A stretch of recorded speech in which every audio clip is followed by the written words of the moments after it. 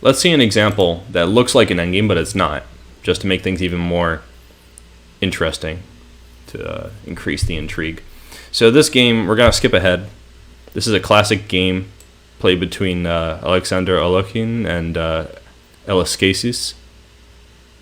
And the first critical position arises here.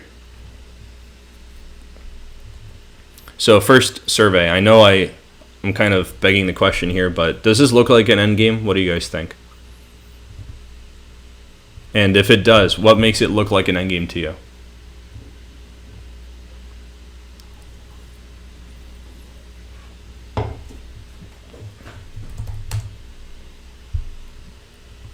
Hmm66 says he knows at least 4 pronunciations for Alakine. Yeah. I mean, everybody knows these crazy things. Even among like Russian speakers, it seems like there's not a consensus. I kind of go by there's some video on YouTube where someone's pronouncing his name, and it seemed legit, so I kind of go by that one. So Trophy 74 says it looks like an endgame because there are only heavy pieces left. Okay, makes sense. Anyone else want to weigh in? What makes this look like an endgame? Or maybe not like an endgame?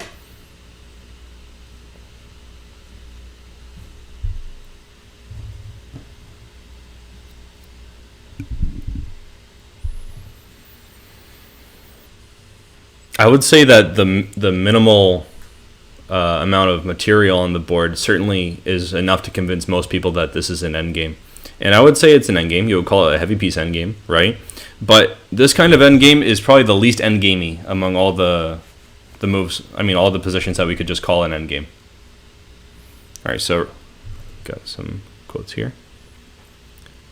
Yeah, 66 says that Feingold always says move the king up in the endgame, but definitely it's not good here. I agree. And we'll see. Even just keeping it where it is not so great. So, world champion's got white. He plays rook e8 check. No doubt, Ellis Casey's quivered with fear as he played king h7. Queen f8 is a no-no. And then Alekhine goes in with h4. So this looks like attacking chess, but with only 3 white pieces, three higher value white pieces left. Hey, Planet Chess Club, welcome. Good to see you. How's everything? We were just looking at this not so endgamey endgame. And after a6, which is probably not such a good move, Alekhine played queen e2, and now he's got kind of everything he could want to start an attack on the king. He has full domination of the e-file, and he has more space on the king side. So talking about an attack on the king in what's supposed to be an endgame, it seems kind of wild. So if you guys want to go into the details, I could definitely talk about the other options here. But the game continued with rook d8, so he's trying to off the rooks, make it more endgamey maybe. Thanks for the host, Planet Chess Club. And after rook e7, Alekhine says no, as he's wont to do. And then rook e5. So he's keeping the pressure on d5, maybe insinuating that he wants to do some more attacking on the king side. And g6 was provoked. I should say that you don't really have much of a choice. I think the most active move that's not g6 is queen g6, which is sort of a testament to the attacking nature of the position. If g6 is kind of forced, it justifies the attack. So if queen g6, h5, queen b1 check, this is probably the most active because you could try to pick up a pawn, but then the queen's out of play. Queen out of play in the endgame sounds like a middle game thing. So queen c2, g6 is forced anyway, and after queen c8, they're kind of getting roasted on the back rank. And I've got like 10 more moves of analysis there.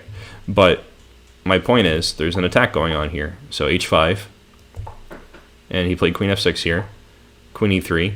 So he's steadily improving the position, and he slowly used this pressure on the king to provoke some mistakes and get a more favorable rook endgame. Now, rook f5 is a very good move with an obvious threat. He wants to take on f7, and it's also preventing a move like queen b1.